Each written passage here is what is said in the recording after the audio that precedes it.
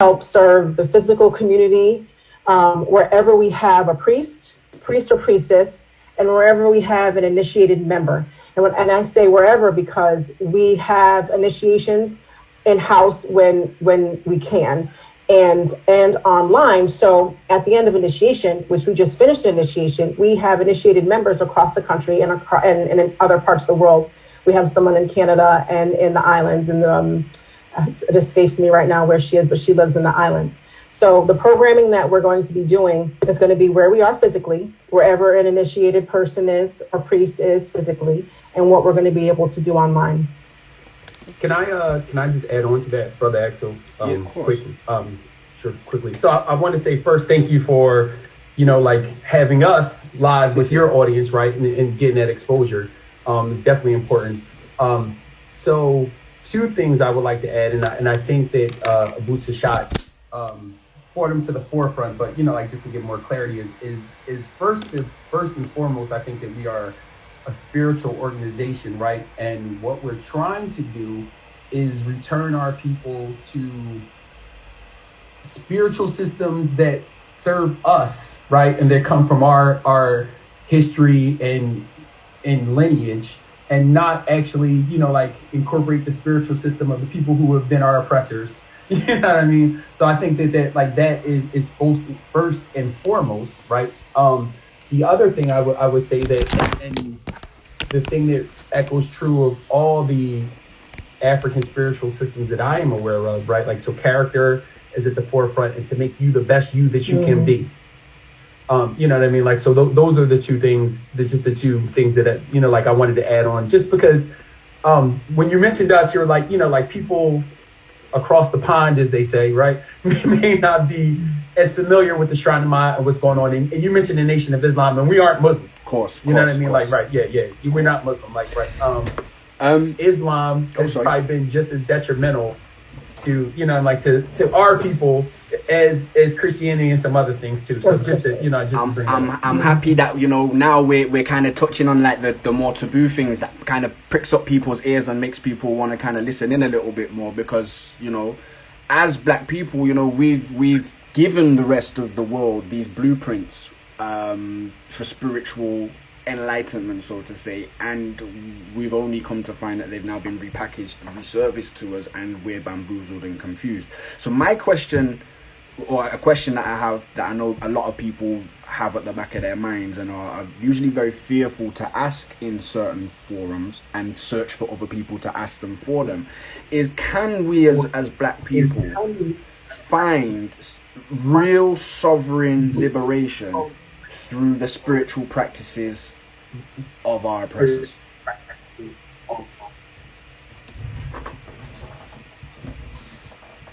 Can you repeat the question? You just broke up just a little bit. Very sorry. I said, can we find sovereign liberation through the practice of our colonizers' religions and spiritual practices?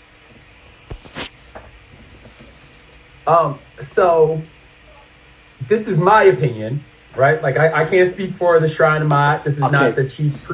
This is not the. Yeah. But I don't think it's possible, right? Like, because I think that historically what happens is people, when we get introduced to the religion, right, we identify ourselves with the religion before we identify ourselves with our family. Right? Like, so we don't say we're Christian before we're Black, we're Muslim before we're Black. And those things take primacy over the, before we're African, right? And I'm sorry, like, when I say Black, I that's synonymous with African here in the States. So that's what I mean. But you know what I mean? Like, so we tend to gravitate toward those things, and they become more important than necessarily our liberation. And we think that we're supposed to get liberation in the next life, and that we're just made to suffer, and and all those things come to the forefront. So I would say no. That's generally my opinion.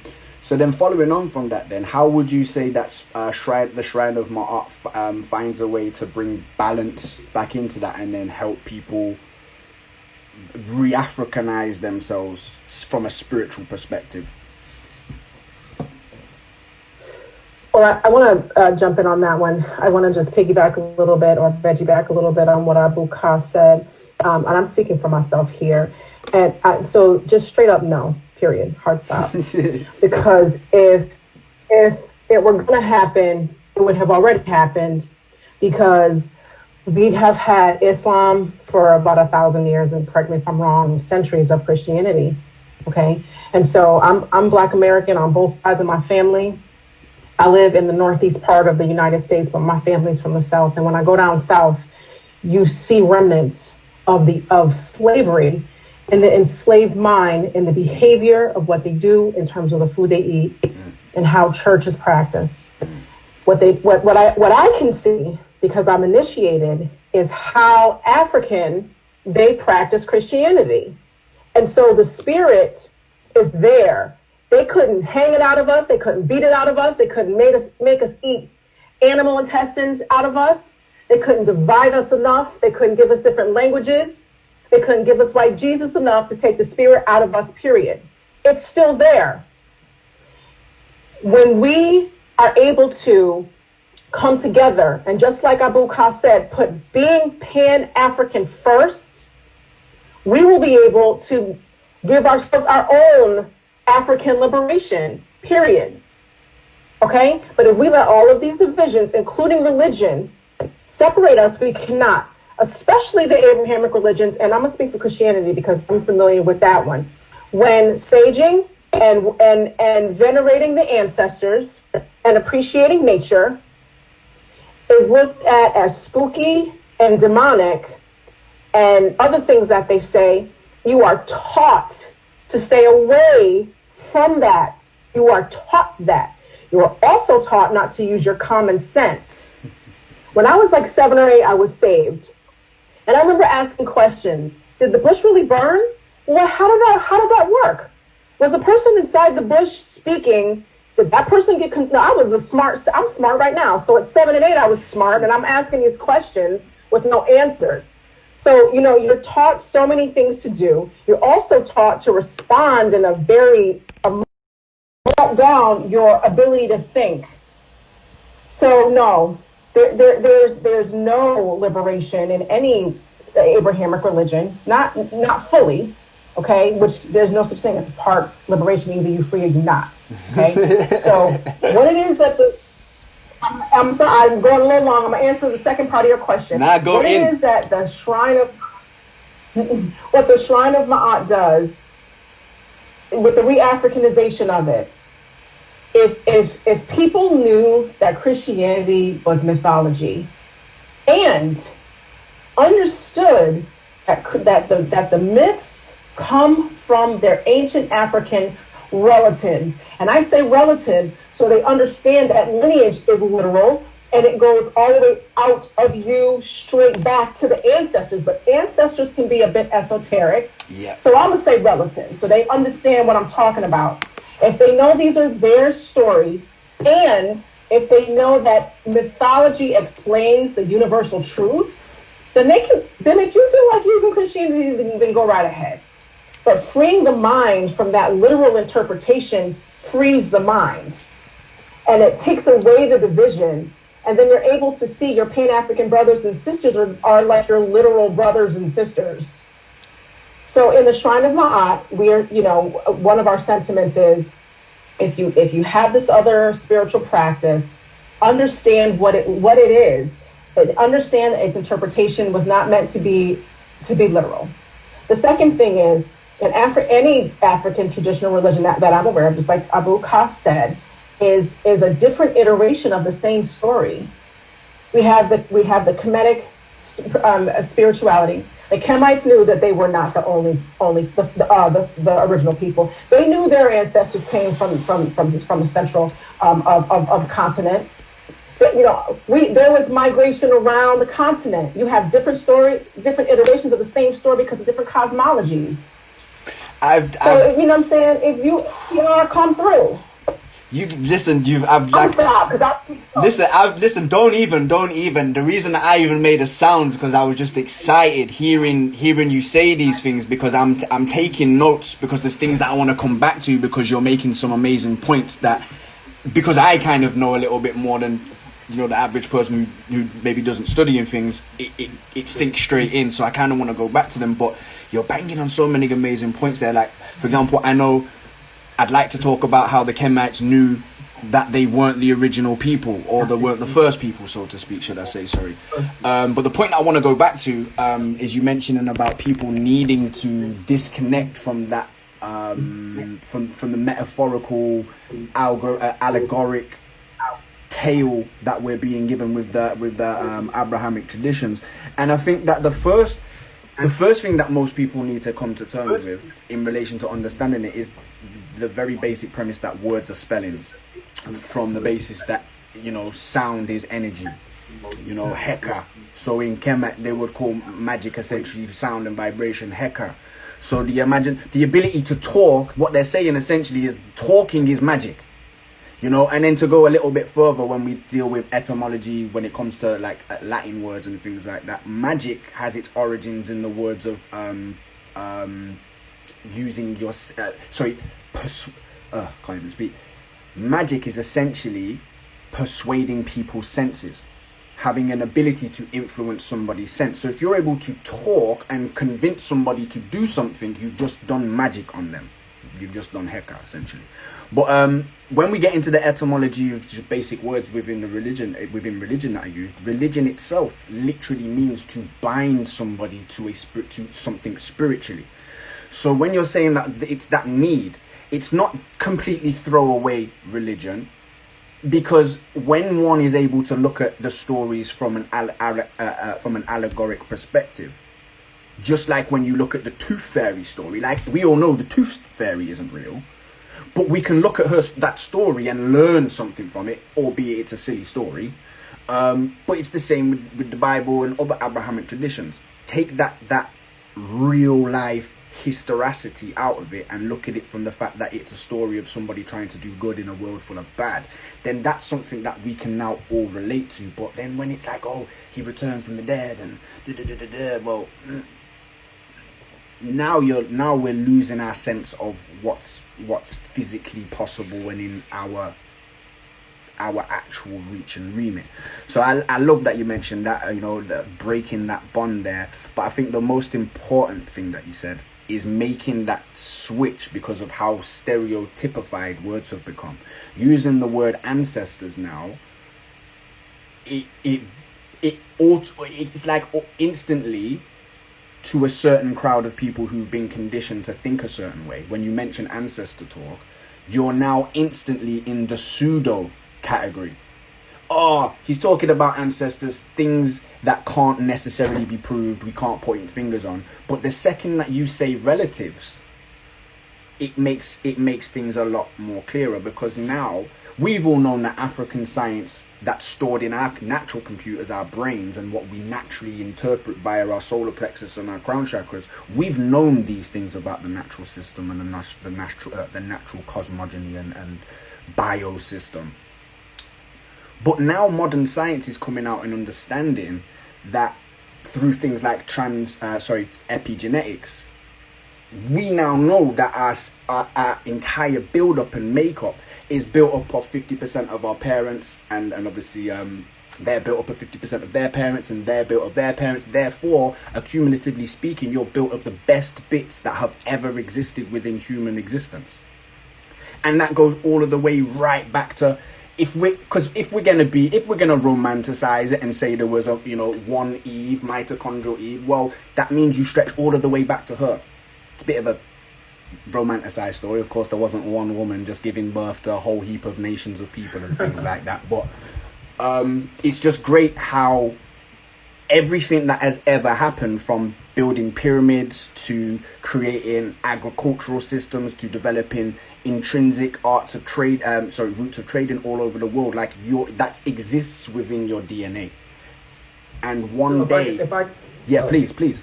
I was going to say, if I can make a quick point. So Professor James Smalls, who is one of our master teachers, right? Yes. Like we've interviewed him, we've had some conversations.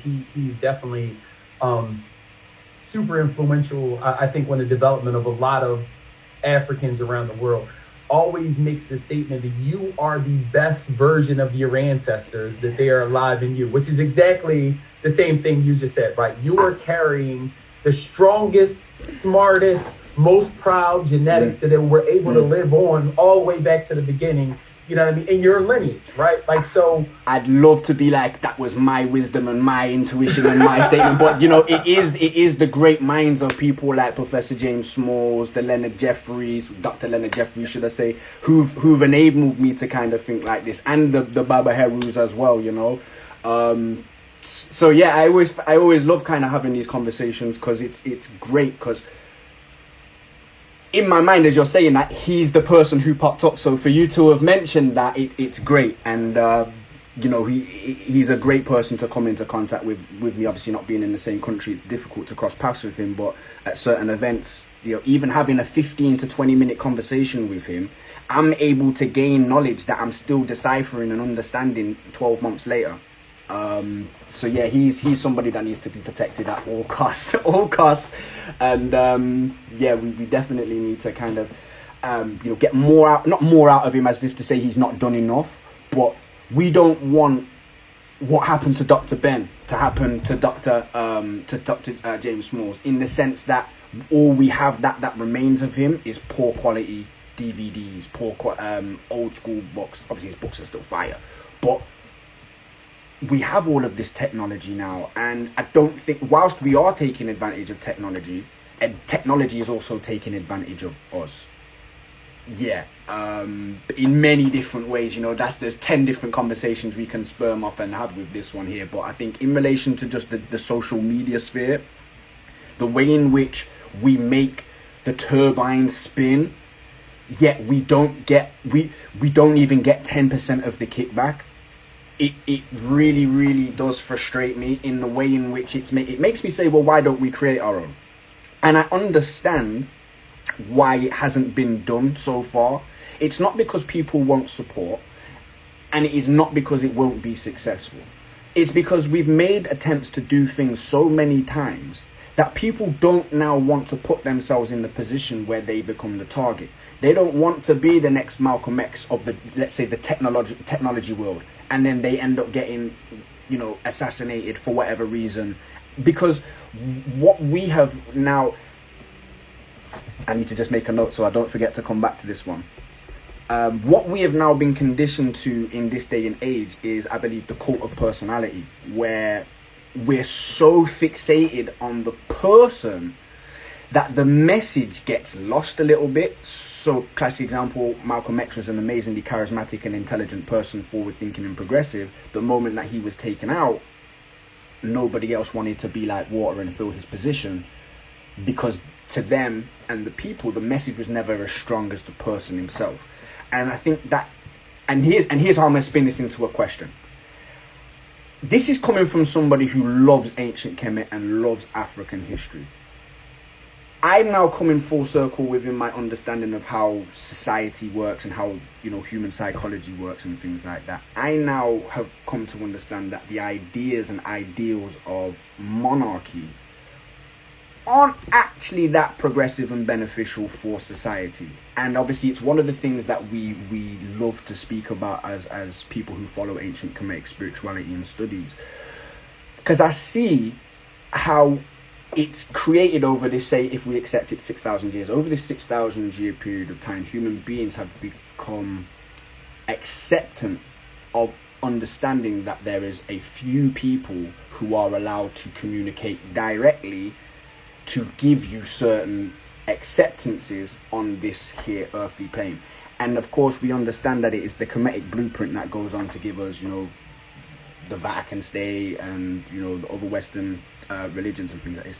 So how do we, as modern day people now, having that understanding of monarchism and its non-beneficiality of human progression, how do we today look at what happened in ancient Kemet?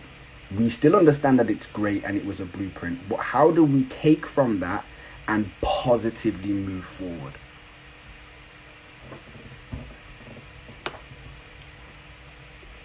So to me, I think that and our hymn Netter and Tepi says this all the time. People all over the world look to the best of their ancestors and they exalt those things, right? And the study of Kemet, whether it's spirituality or whatever, does not necessarily mean that these people were perfect. Mm-hmm. You know what I mean? But they also, there's a foundation of something that we can take, use and take to the next level. And I think that to me personally, that is where the strength and the knowledge lies, right? Like without studying these things, we think, and I can't speak for the education system in the UK, right? Like here, here we thought that we were slaves. We never did nothing in history. Yeah. You know what I mean? Like your people were slaves and that's it. So when you enter into the world with that mindset and then couple that with, God looks like other folks and they're in charge, mm-hmm. you start to get a mindset that your people have nothing, don't really deserve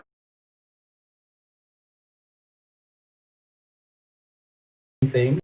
And these people are, because it is the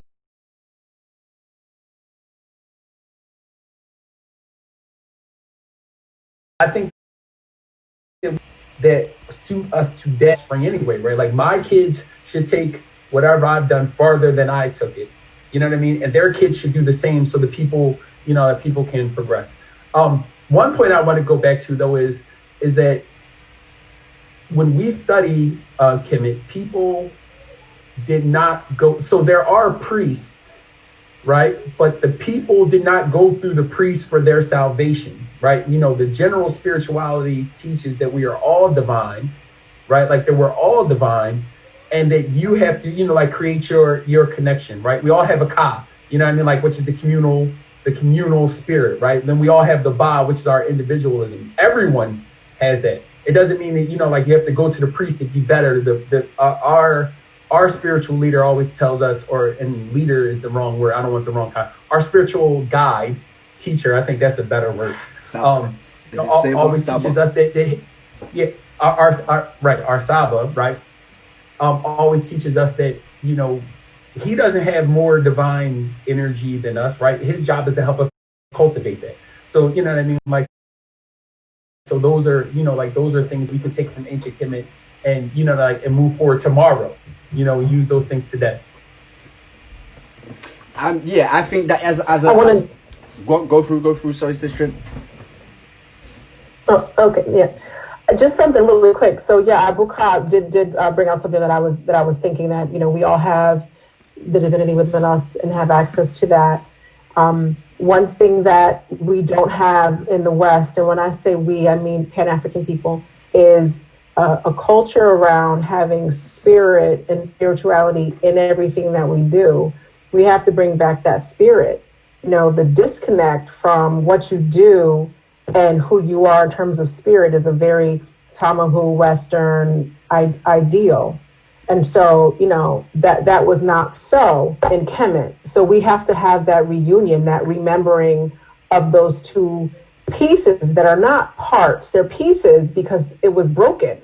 What you do and the spirit part was broken. You have to put those two pieces back together. That's something that is a smidge more long term. And I say a smidge because with the breakdown of the family, and again, I'm speaking on how it is here in the United States, with taking a black man out and making the black man everything other than what they want him to be, putting in incarceration, etc. What it also did was it took going to church on Sunday off the calendar. That was probably an unforeseen consequence of destroying the family, or trying to destroy the family, trying. So you have black people in mass who, pardon the pun, who do not go to church, or they only go to church because that's all they know, but they do not believe. So when they're given this information, and we live in an information age where it's really literally in your hand, once a seed is planted, it's there. So bringing that the idea of the reunion of the spirit and the things that you do, the spirit and the body is crucial. It is crucial. The greatness happened because of that. When the Tamahu went into Kemet to study, what they did was they tried their best to reproduce what they saw. They reproduced the numbers and they reproduced the function. But because can't nobody reproduce our essence, okay? And since, the production is not coming from them because the spirit is disconnected from what it is that they do, they got a very flat photocopy. That just goes to show how important the spirit is. One of the things that you're mentioning there, for me, is one of the most important things. You're muted. Axel, you're muted. Yeah, what you were saying there is one of the most important things that I think failed to become translated when they came in and tried to kind of replicate. So, and please, I know that we both studied history, but I know that your studies of history are more intricate than mine, so I'm open to be corrected at any point. But my interpretation of how one of the biggest issues in the world from my perspective is that there is a very patriarchal imbalance in the world. So females obviously misrepresented, the feminine energy is being squashed and suppressed as much as possible. And where I see the inception and true origin of that problem goes with the fall of Kemet. And I see this as how Africa, because Kemet was the total African expression, I'm just going to say Africa in general, because we find the ENQI in more places than just in Kemet as well. So the absolutely correct. Yeah, the ENQI essentially is a symbol that we know to represent male, female, and child. This was the main symbol that was being represented. Now, when the Greeks and the Romans have come in and began to learn and study the ancient Kemetic Nile Valley traditions and wisdoms, they're thinking, well, how do I take this knowledge of total physical, spiritual, mental, and emotional, and spiritual, if I didn't mention it, balance and equality to women, back to my people back home where they're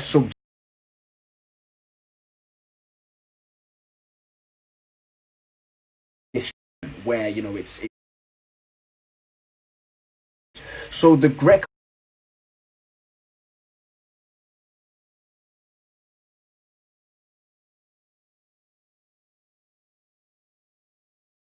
Roman put the Nile Valley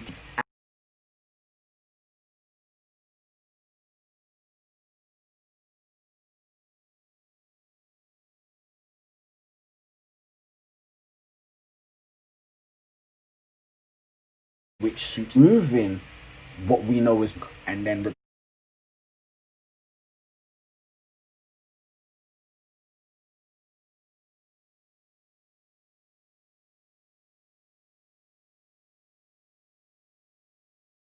into their teachings, the replacement of the female energy. Now, regardless of whether people want to accept it or not, religion is one of the societal backbones. Whether you buy into it or not, it dictates and governs what goes on in your society. As a very simple example, if you was born in India and you are seen to eat a beef burger on the high street, you're going to get run down. If you are born in Saudi Arabia and you're a lady and you try to walk outside without your hijab, they will run you down. So regardless of whether you buy into religious practices, it's going to dictate what goes on in and around your local area. My point is, in the West, at this current period of time, and for a long time, Christianity and other strains of Christianity have been the main form of religion, which has very minimal, if not no, respect for the female energy. In fact, when we think about the famous sisters in the Bible, Mary gets called a whore? She's only suitable to be cleaning women and people's feet and things like that. Like, that isn't a way in which anybody in the spiritual systems in ancient Kemet would be talking about their deities, which are supposed to represent these fine divine aspects of nature. So that I just see that allegory of how the female and the female energy is represented in these is then manifested itself and rippled to only kind of spiral bigger in this modern day and age. So symbology is more important than people will allow themselves to believe, I think is the most important thing to say. But I was mentioning 0 AD.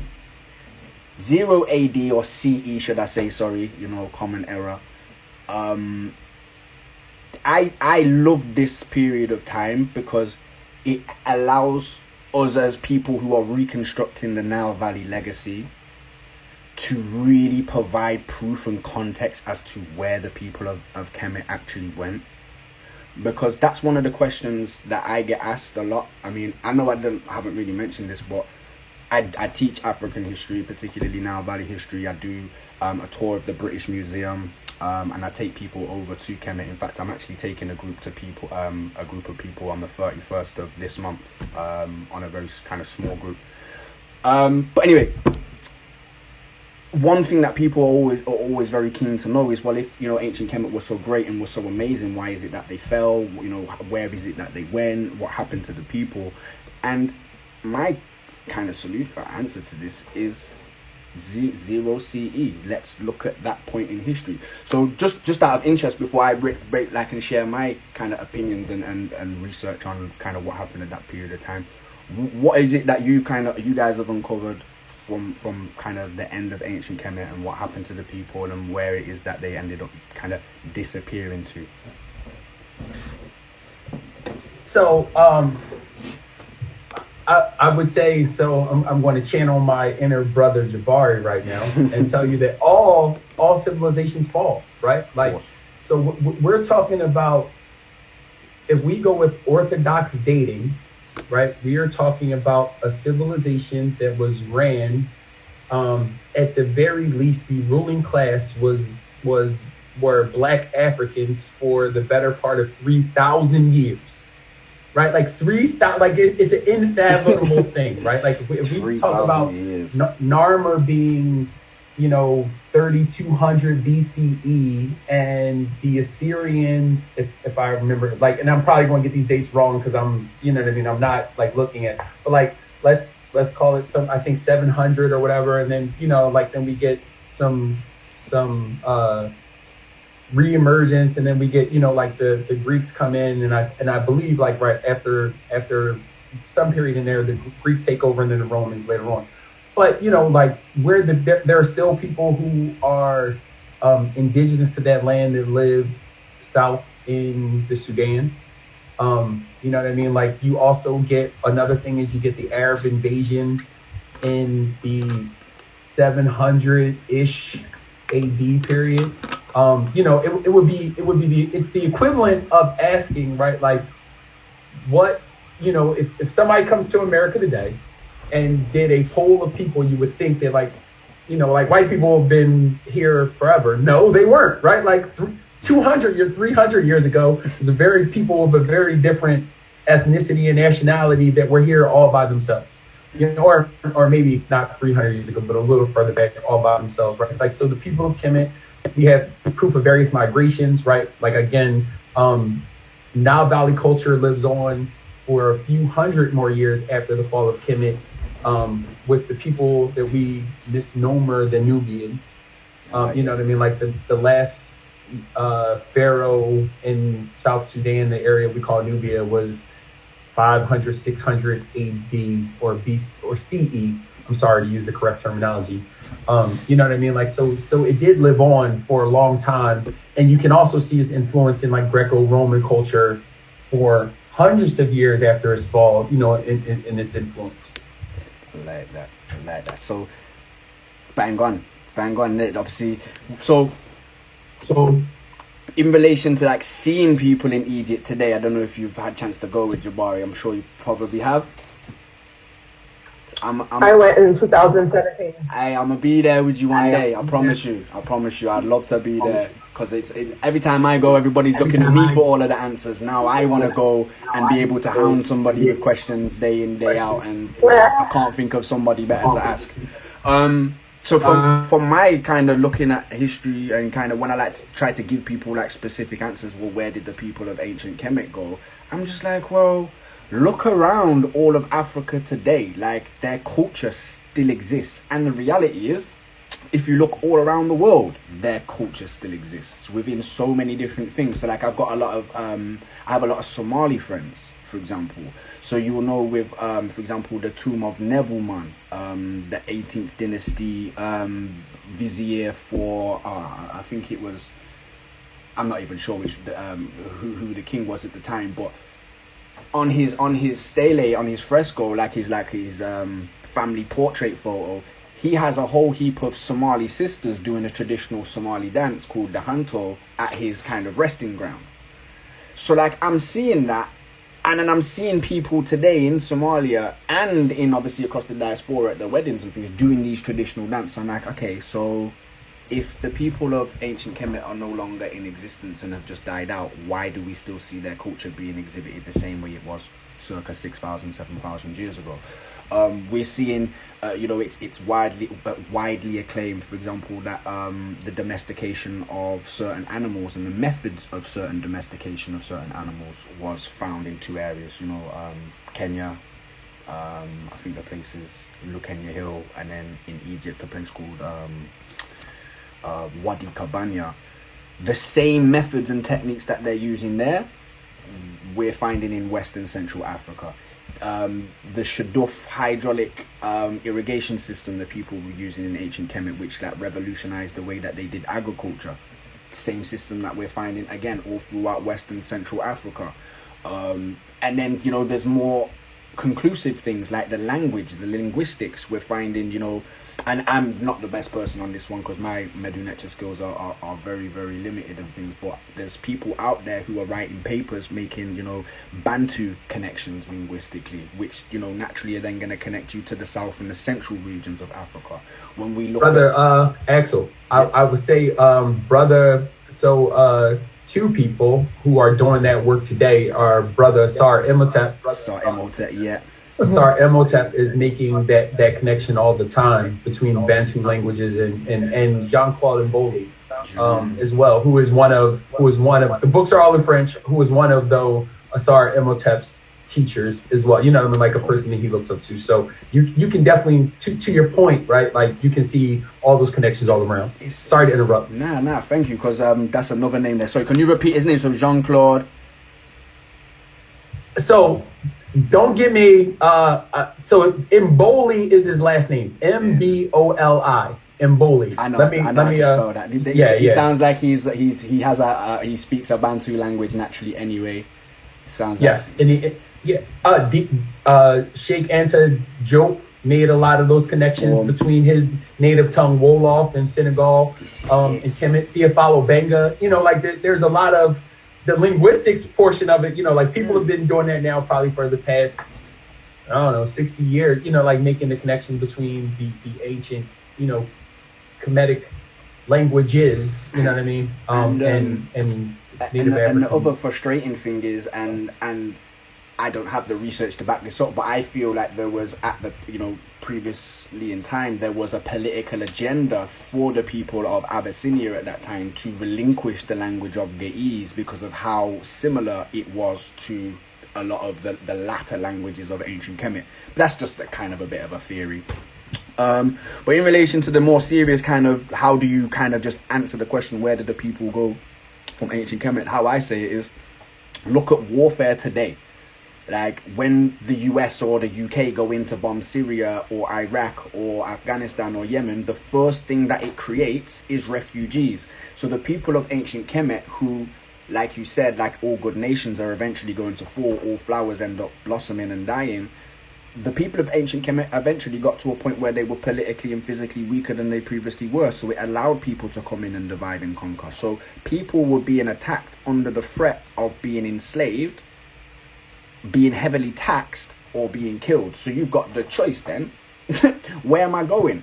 So then, through the Assyrian invasions, through the Greco-Roman invasions, and then later on through, around 700, 800 CE, the Arab invasions, people have got that choice. They're ducking out of the continent. So out of Egypt. And what we've seen through the anthropologic, archaeological evidences and things like that, that the Sahel band is littered with intelligent, well, not new civilizations. They were civilizations that previously existed that had new things introduced to them. So I can't even think of some of the civilizations off the top of my head, but I know that Kanem, Bornu, some of the people, the Songhai, Songhai, the Sonninke people. And then all of these people, as we're studying them in more modern anthropological terms and where we're understanding their oral traditions, so there's a people who settled around the Benue River, the Benue bird, the Benben stone. It's a river.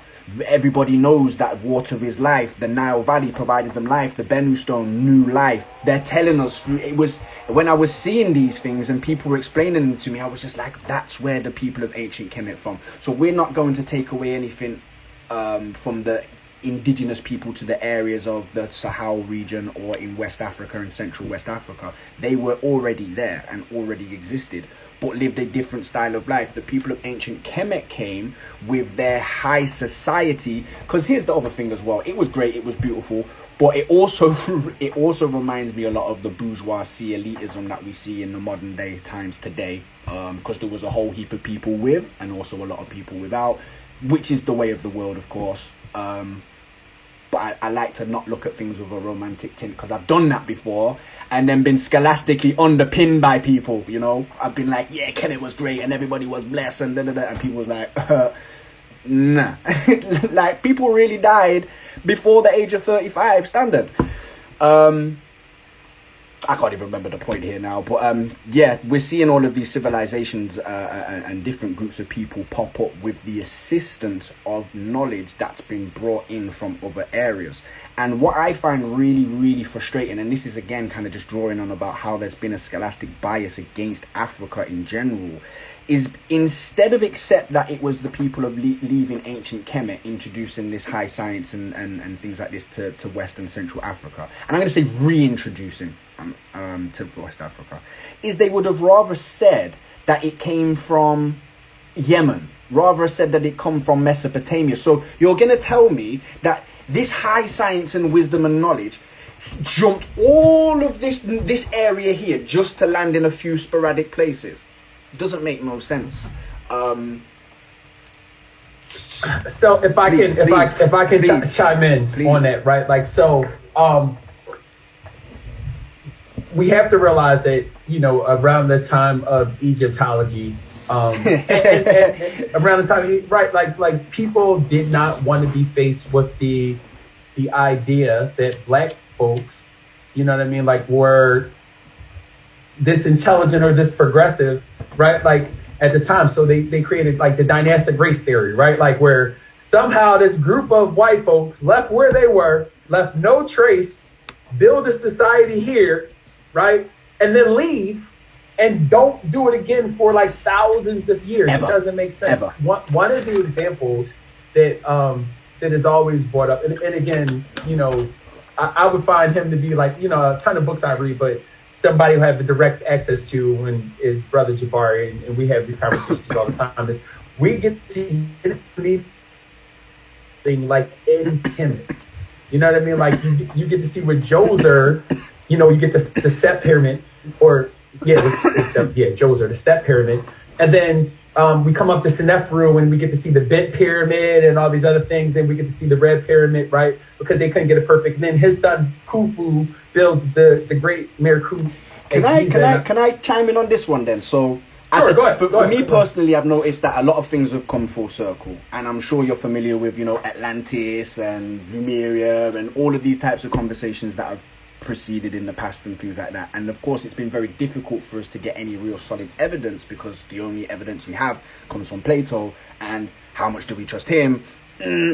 Not very much, because anyway. So what what my spirit is now kind of saying and suggesting and making me come to more terms with, is that there was a society or a civilization of people on Earth before what we know as ancient Kemet, and even way before them, because we know before Kemet formed, it wasn't Kemet. There was the Badarians, there was the Gurzians, the Napata period, so we know there was people there. But before that, there was a cataclysmic series of events that supposedly wiped out what was going on Earth, who were an advanced society of people who were doing great things. I believe, based on the fact that we have people like, I can't remember his first name, but he's an archaeologist, Shockley, I think it's Robert Shockley, and Martin Bouval or Robert Bouval. They're using, different sciences, astroarchaeology to... Like Genesis is the book, Robert Bouval, right? Boom. People like Robert Bouval, yeah. Like Genesis, yeah. And people like, Graham Hancock talking about pre-cataclysmic societies and things like that. I'm starting to get more of the feel that the pyramids, for example, were built way backer. And then a remnant society who survived and were able to hold on to classes of information were able to come back and pass on the information for latter generations of people in Kemet to go on to build pyramids. And then we have the people like the Djosas, the Senefrus, who were attempting to replicate and got to that point. But then we see the quality of pyramids die out as chronology goes on a little bit more. And I was just wondering what your opinion would be on the people of Kemet picking something back up. So I want to say from my studies, right? Now. Like I'm gonna restart the things that I researched. Pyramids, the Merkut, and we say pyramid, right? But we're